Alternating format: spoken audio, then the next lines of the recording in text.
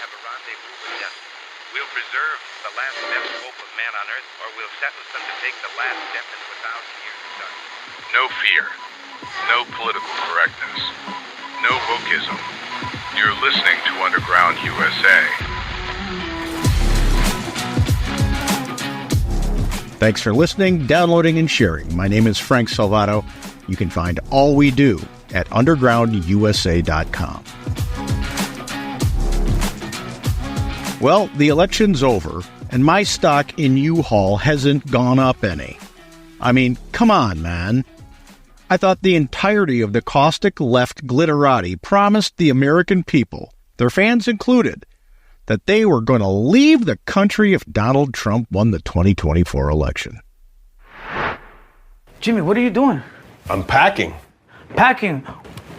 Are you going on vacation? No, I'm not going on vacation. I'm leaving the country. Why are you leaving the country?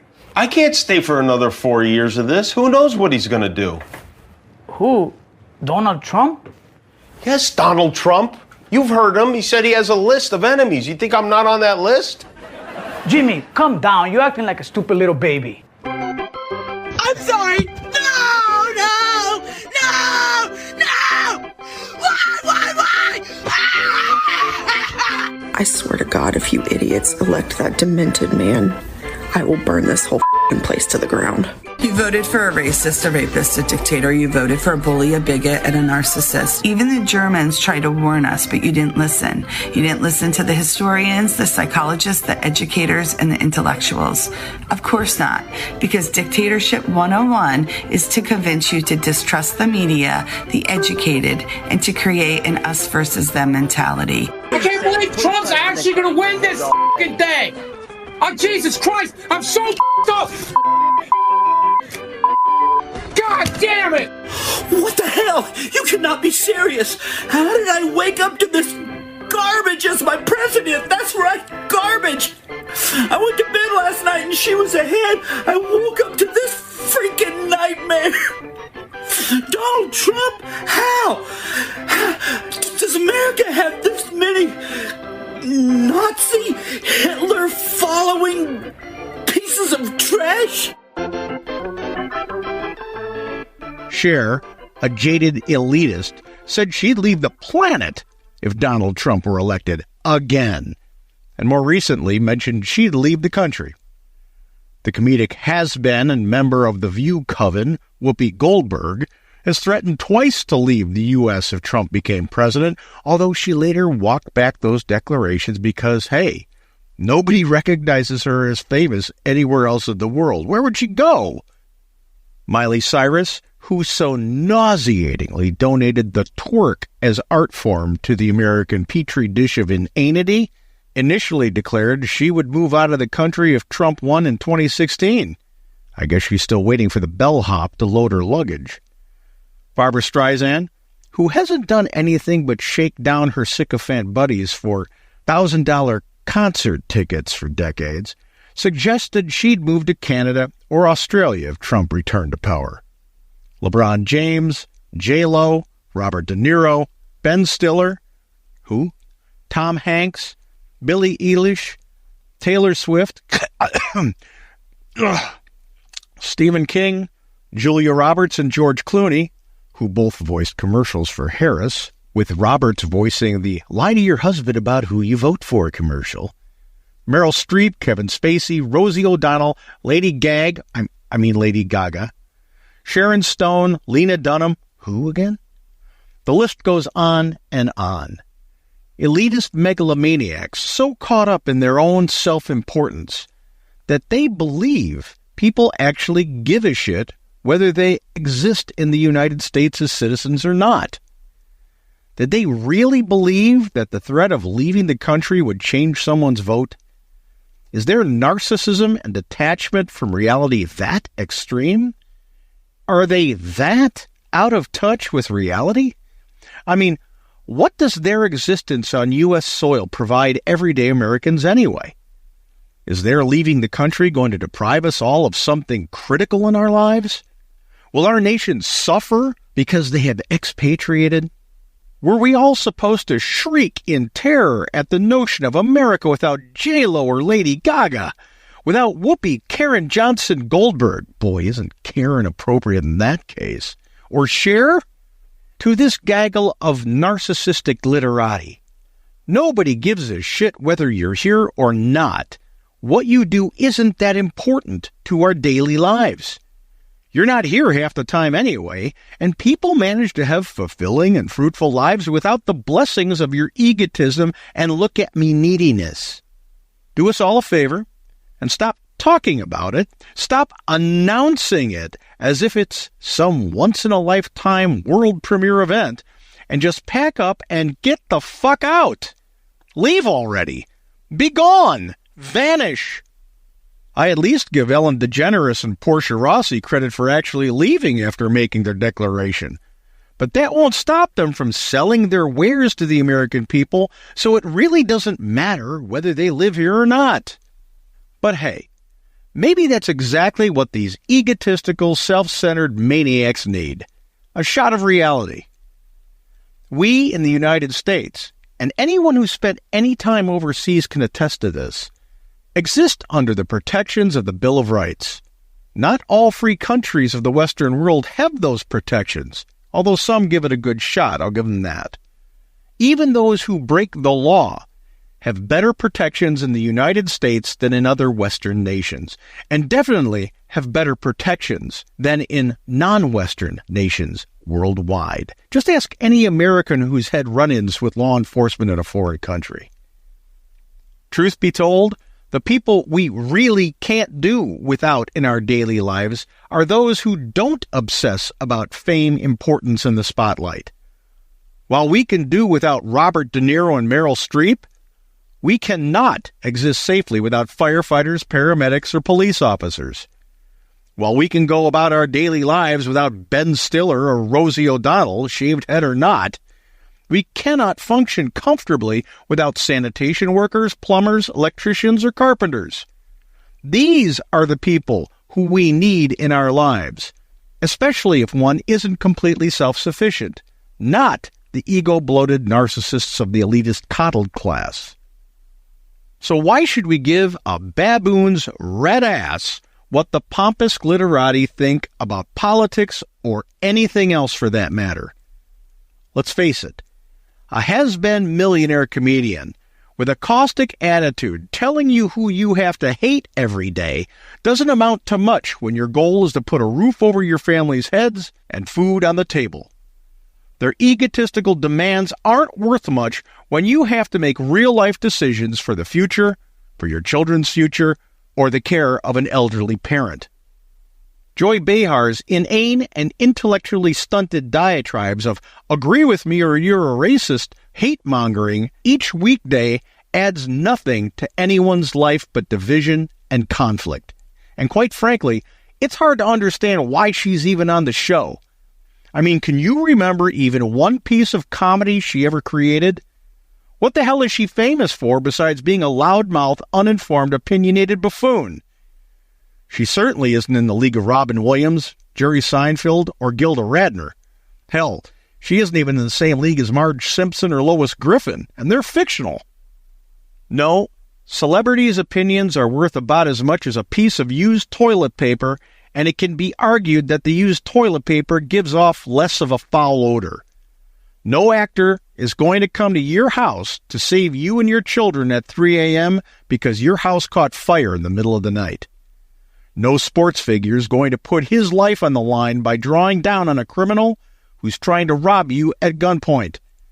And no washed-up, spotlight-feeding comedian is going to show up at 11:30 at night to stop the water from pouring into your basement from a broken water heater.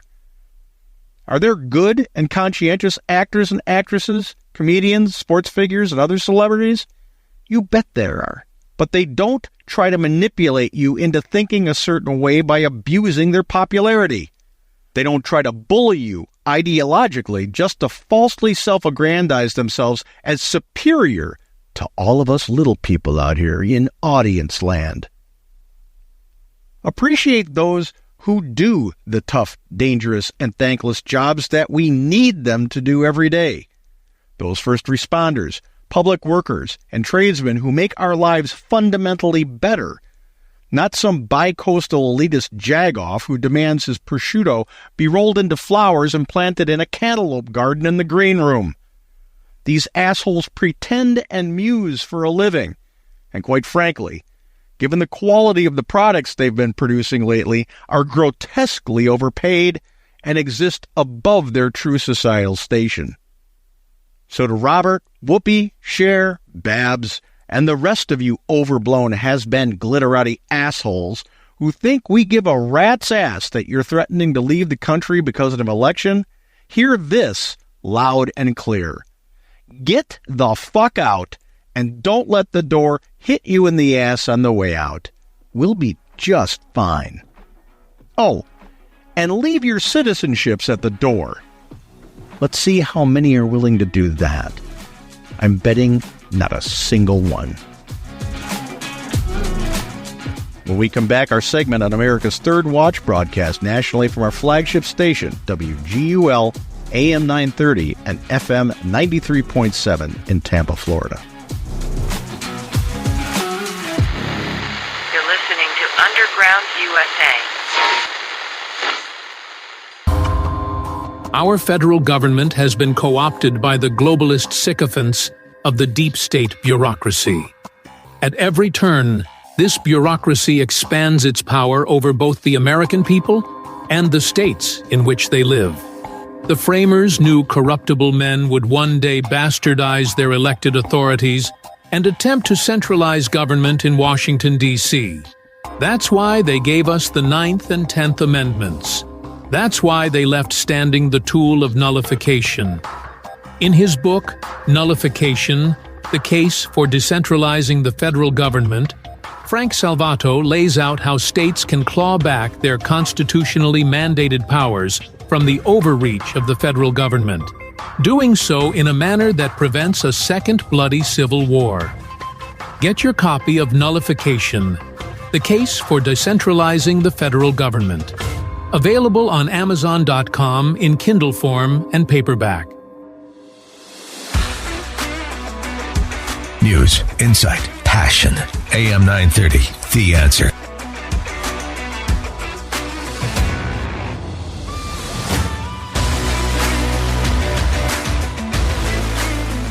Police are probing a suspect package that is there. They put up cordons around nearby the embassy. There was also a controlled explosion that was heard, a loud bang, and it's being characterized as a controlled explosion by authorities there in London. So that is progressing at this hour. If we get more information about that, we will let you know. But obviously, and maybe it's, again, out of an abundance of caution, but certainly a suspicious package that they don't want to toy with. They have evidently taken care of it. As far as we can tell, we'll get more information as the story develops. But folks, once again, welcome to the show this morning. Kyle Warren with you. It is Friday. We hope that you've got a great weekend ahead of you, a great day ahead of you. And folks, we've got Frank Salvato from undergroundusa.com and also author of the book Nullification with us this morning. Good morning, Frank. Mr. Kyle. All right. Well, yeah, so we do have that breaking news, and we'll see if anything else develops out of it. But anytime a U.S. embassy has to go on lockdown, that is quite a story. But Frank, of course, it reminds us too that the world is still a very dangerous place, and unfortunately, we're still dealing with people that want to cause some kind of harm. Oh, yeah, or havoc. Yeah. You know, we don't know what that package was, so we can't talk out of school. But you know, just drawing on my former first responder days, it's better to be careful than it is to, you know, jump into it with both feet. So if there was a controlled explosion, it's just because they couldn't determine exactly what was in the package. Mm-hmm. Exactly. Better safe than sorry. Yeah, that doesn't change the fact that the specter of terrorism is with us always. It doesn't matter who's been elected to office or who is in office. It's something that organizations and lone wolves can pull out equally. So, you know, whether it's Al Qaeda or whether it's McVeigh in Oklahoma City. It's something that we all have to be vigilant about all the time. It's sad but true. It's a political statement always, but it's sad but true. So see something, say something, and don't be grabbing things that aren't yours. And no kidding. Well, Frank, again on Thursday, we had Matt Gaetz take his name out of contention. We've got Pam Bondi was immediately put up for the role of Attorney General, and you got Bob Casey finally conceding the election in Pennsylvania. Where would you like to start with that? It's a lot happening. Well, the appointment thing, we have to go with what's there, what is today, because things will change. Nobody's seated yet, and nobody's been confirmed. So getting excited about his picks, it can be something that can make you smile or make you frown, but they have to go through the confirmation process or the recess appointment process. Was Matt Gaetz a good choice? There's two schools of thought in the state of Florida. I'm not. He had some baggage. Mm-hmm.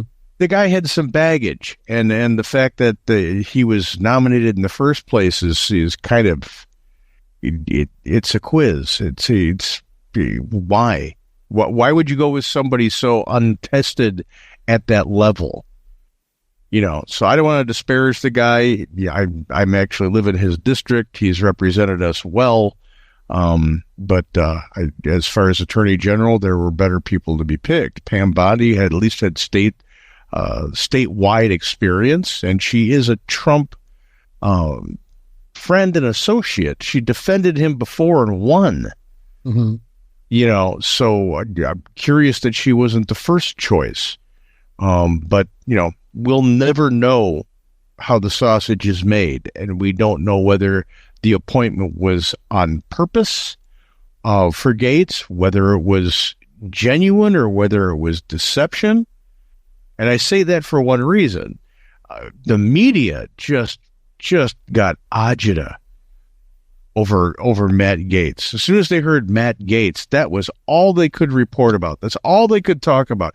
And meanwhile, Trump went on appointing other people, and the media gave them no scrutiny whatsoever. Yeah, so crazy like a fox. It could have been crazy like a fox, and if it was brilliant, because the media was completely duped. It was like, pay no attention to the man behind the curtain.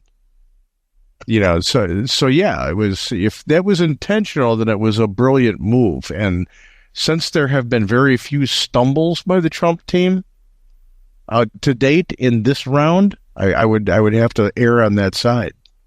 Mm-hmm. No, I think that's incredibly interesting, and you never know. Trump likes to play the media people like a violin. He's been doing it for a while now, and he just had some pretty good smiles about that. One wonders, but also though, Frank, what's happening with Pete Hegseth is also turning into what could be an uphill battle trying to get confirmed. Well, everyone has to remember that whenever the left pulls out the long knives and goes for somebody to hack somebody out of the right, it's always a sex scandal. Yep. Always. Almost 100% of the time. If they're going to attack somebody and they've got no solid, concrete, he did something wrong, it's always a sex scandal. Yeah, we're supposed to ignore Bill Clinton and with an intern in the Oval Office. But hey, we can listen to innuendo, and we can make sure that we point out things that have been adjudicated not to be true as long as sex is involved. When you hear sex scandal and the Democrats accusing it, it's BS. So how do we answer the age-old question of how do we know when the election is really over? Well, of course, the Democrat Party elite, they have a good answer to that. I guess good for them. They say, well, when the Democrat has won, then we know the election's over, because if the Democrat has not yet won, the election, then we know that we haven't counted all the votes. So you got to get back in there. You got to count some more votes. And then as soon as the Democrat gets more votes, aha, voila, eureka, we found it. The election is now officially over. Well, it's not happening really like that, fortunately, in Pennsylvania. The old adage, I guess, hasn't hold true yet in Pennsylvania, because the Democrat didn't win. They didn't find, more votes. The Supreme Court got involved, the state Supreme Court, and now finally Bob Casey has conceded that election more than 2 weeks after the election. What do you think? You have to really go back and search for a moment in time. And this has got to be contemporary, because there was a day called Election Day not long ago where that was it. You either had an absentee ballot because you weren't in your district to vote, or you went to the polls and voted, or you didn't vote, which is what we really have to get back to that. All votes should be counted on Election Day. That's it. Bye-bye. But you have to really go back in history to try to find one time when they kept counting ballots when it benefited the Republican Party. Mm-hmm. There has never been a time, not once, when they keep counting ballots has a Republican ever benefited. Isn't that just a little strange? Right. See, that's the thing. It's if we keep counting until the Democrat wins. Once the Democrat wins, we stop counting ballots. It's all over, and there's nothing more to see here. It is really pathetic, and the fact that how it came down in Pennsylvania really should just make everybody's jaw drop and shatter.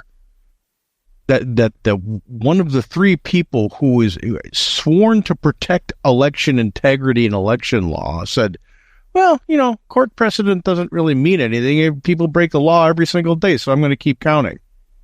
And why did she do it? When she made her apology, as she should have, and it should have come with a resignation, it was about Roe v. Wade. She was making a political statement. What? You're making a political statement with the integrity of a presidential election? That really should be a jailable offense. Activism is wonderful. I'm glad people have passionate feelings about different subjects. But when your activism starts getting this ridiculous with the disregard for the law, you've got to go to jail. Yeah. You've got to go to jail. She was entrusted with a public trust. And I'm going to use it to make a personal statement for my activism. I'm glad everybody wants to be an activist, but you know what? It's really overrated. It really is. Be concerned about things. Do what you can to change it. But when it just becomes, it's okay because I'm an activist. It's okay for me to break the law because I'm an activist. That can't stand.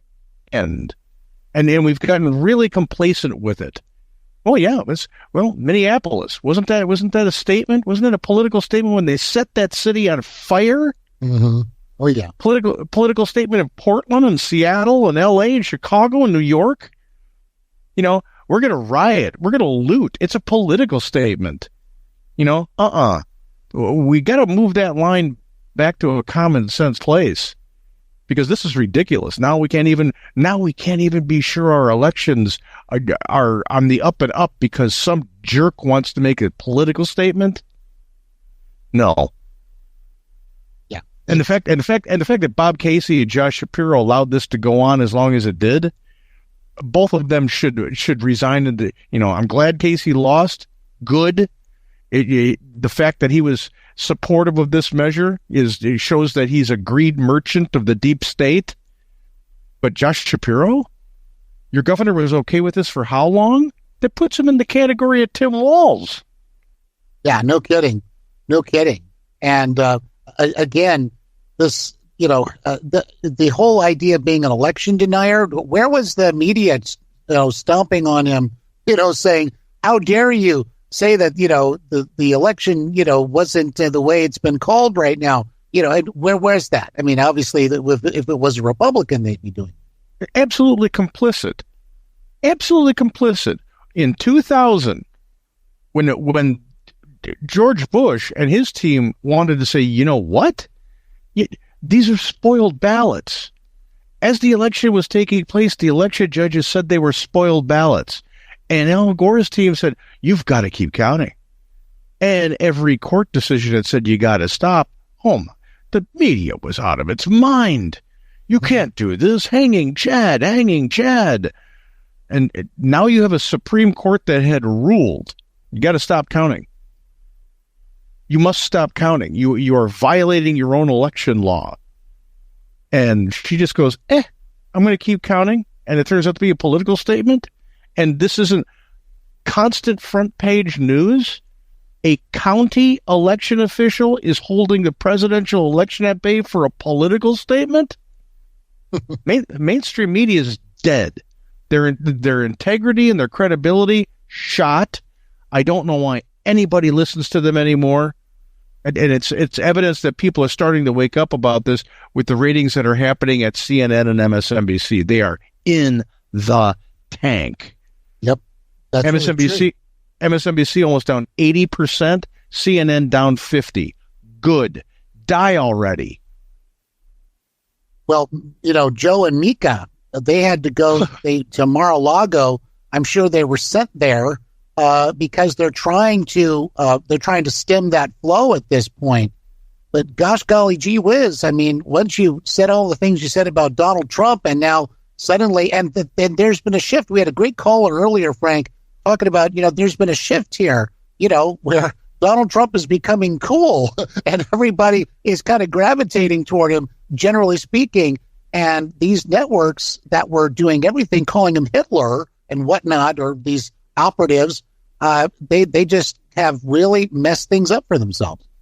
Joe and Mika, if you're getting your political opinion influenced by those two idiots, I don't know what to say about you. You probably watched The View.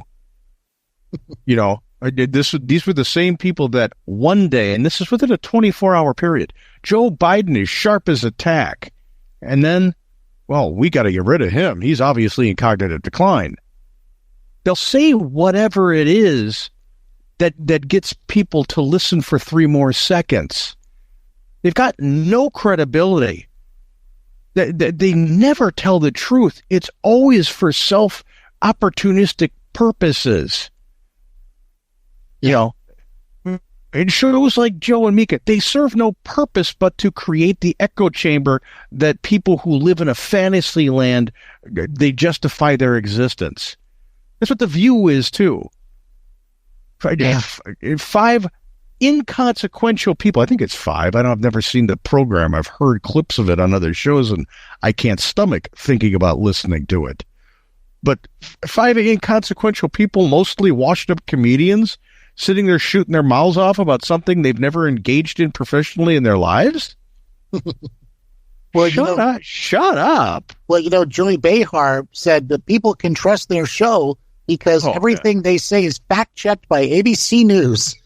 Yeah, wow, there you go.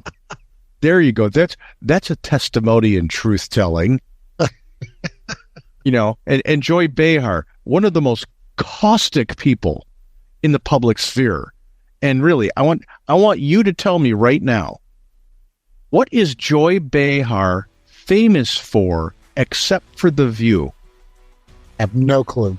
Do you know one joke that she told that's like on the level of a Robin Williams? Nope. How about Andrew Dice Clay? Sam Kinison?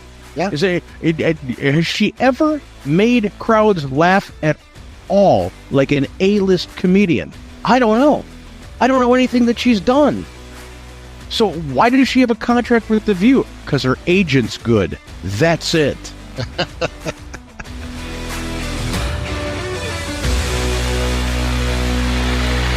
listening to Underground USA.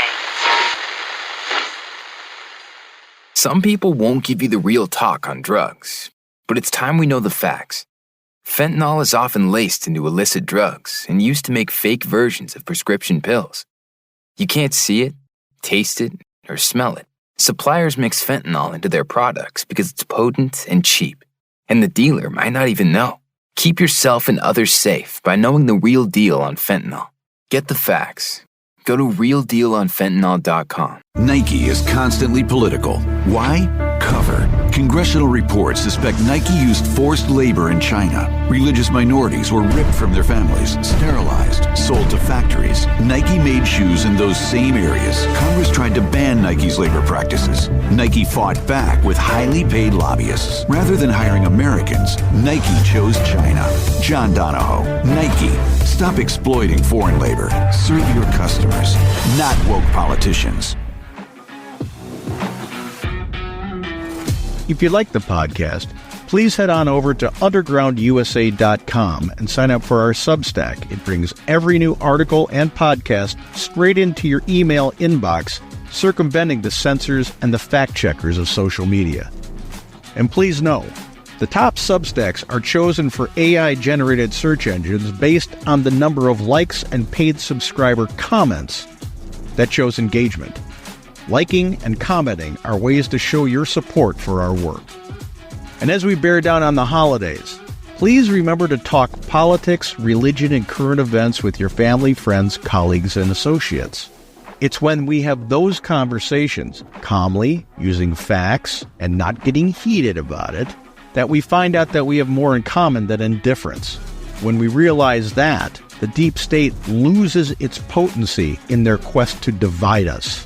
That's important going forward. You're listening to Underground USA.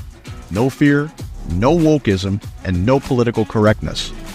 My name is Frank Salvato.